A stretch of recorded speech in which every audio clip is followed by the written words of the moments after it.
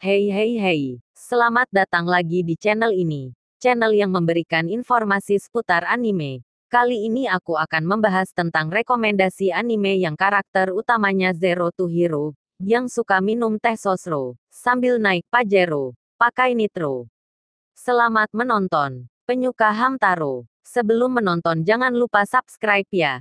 1. Akatsuki no Yona. Anime ini bercerita tentang seorang putri kerajaan Kouka, bernama Yona, yang hidup dalam kemewahan dan kenyamanan. Ia mempunyai segala yang ia inginkan, ayah yang sering memanjakannya, Suwon, sepupu yang ia sukai, dan pelindungnya, Haku. Namun semua itu lenyap saat malam ulang tahunnya yang ke-16, saat Suwon, orang yang ia cintai menjadi pengkhianat kerajaan. Suwon membunuh ayah Yona untuk mengambil alih tahta kerajaan. Yona bahkan menjadi target pembunuhan Suwon, namun Haku menyelamatkannya dari kerajaan dan membawanya pergi.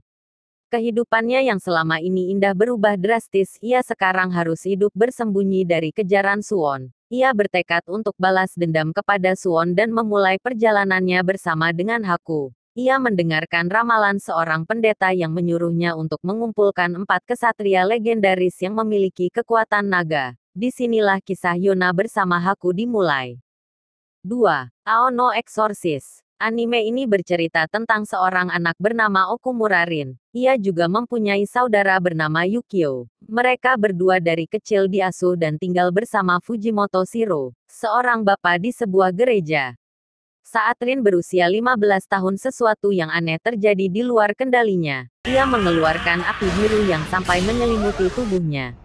Ternyata Rin sebenarnya adalah anak kembar dari Satan atau Raja Iblis. Kekuatan Rin yang tiba-tiba saja muncul tersebut memancing para iblis dan sampai pada telinga Satan. Tak butuh waktu lama, Satan dan para pengikutnya mengincar Rin untuk membawanya pulang ke Gehenna. Gehenna merupakan dimensi Satan sedangkan Asia merupakan dimensi manusia. Kedua dimensi tersebut tak dapat menyatu satu sama lainnya. Saat penyerangan, ayah angkat Rin meninggal dalam peristiwa tersebut karena berupaya menggagalkan usaha Satan untuk membawa Rin pulang. Identitas sebenarnya Fujimoto ternyata adalah salah satu eksorsis tingkat tinggi. Untuk membalaskan dendamnya, Rin memutuskan untuk menjadi eksorsis dan membalaskan dendamnya dengan membunuh Raja Iblis. 3. Tokyo Revenge. Bercerita tentang Tsuchimikado Harutora. Ia dilahirkan di keluarga onmyouji terkenal yaitu Tsuchimikado. Mereka adalah keluarga yang dianggap langsung sebagai keturunan dari seorang master onmyouji, Abe no Seimei. Berbeda dengan anggota keluarga lainnya, sayangnya Harutora tak memiliki bakat apapun dalam onmyoudo, ilmu yang berkaitan dengan onmyouji. Bahkan bagi hal mudah seperti melihat energi roh tak dapat ia lakukan. Ia selalu menjauhi hal-hal yang bersangkutan dengan onmyouji, dan lebih memilih hidup dan bersekolah di tempat biasa bersama orang-orang biasa, walaupun semua keluarganya adalah onmyouji. Dulu ia pernah berjanji dengan temannya untuk Shikigami bagi Natsume. Natsume adalah gadis calon kepala keluarga Tsuchimikado kelak, tapi ia melupakan janji tersebut karena kemampuannya tersebut. Namun suatu insiden terjadi lalu membuatnya kembali dan pindah ke Tokyo, kemudian bergabung dengan Natsume di salah satu sekolah khusus sebagai seorang Raven. 4. Little Witch Academia. Anime ini bercerita tentang seorang gadis bernama Atsuko Kagari Ako. Waktu kecil, ia pernah melihat pertunjukan sihir, Magical Festa, yang ditampilkan oleh seorang penyihir terkenal Shini Chariot. Ako sangat terpukau serta mengidolakan Shini, dan sejak saat itu Ako bercita-cita agar menjadi penyihir hebat seperti Shini Chariot. Saat memasuki masa remaja, Ako memberanikan diri untuk mendaftar ke sebuah sekolah sihir di Luna Nova Magical Academy. Walaupun Ako hanya manusia biasa tanpa memiliki latar belakang keluarga magis, hal tersebut tak menghentikan dirinya. Bahkan dalam perjalanan hari pertamanya menuju akademi sama sekali tak mulus. Ia harus menaiki sapu terbang yang hanya dapat dinaiki oleh penyihir dan hal lain sebagainya. Ia juga bertemu dengan teman barunya Lo Tianson yang pemalu dan Suciman Bafaran yang sarkastik, serta saingannya barunya Diana Cavendish yang cantik dan berbakat. Dengan berbekal tongkat milik Chariot, Shini Rod, yang Ako dapati saat perjalanan ke akademi. Akankah aku dapat menjadi penyihir yang hebat seperti yang ia impikan? 5. Katekyo Hitman Reborn bercerita tentang Sawada Tsunayoshi atau Suna yang merupakan murid SMP Namimori. Payah dalam pelajaran, lemah dalam olahraga sehingga dijuluki Dame Suna. Suatu hari Ibu Suna, Sawada Nana, mendapat kiriman brosur tentang home tutor dan langsung menerimanya. Tetapi home tutor yang muncul adalah sesosok bayi berjas hitam, yang memperkenalkan diri sebagai Ribbon, hitman khusus yang datang dari Italia untuk mendidik Suna sebagai calon Fongola 10. Dengan kata lain, Ribbon hendak menjadikan Suna menjadi pemimpin Fongola Family, keluarga mafia Fongola. Suna tentu saja tidak percaya dan mati-matian menolak, namun kemauan serta kekuatan Ribbon lebih kuat sehingga dia hanya bisa pasrah di bawah didikan Ribbon. 6. Deadman Wonderland. Di suatu sekolah, tepatnya saat jam pelajaran sedang berlangsung, tiba-tiba saja datang seorang pria berbaju merah langsung saja menyerang mereka tanpa alasan yang jelas. Kejadian tersebut membuat semua orang yang berada di dalam kelas tersebut mati, kecuali satu orang, ialah Igarashi Ganta.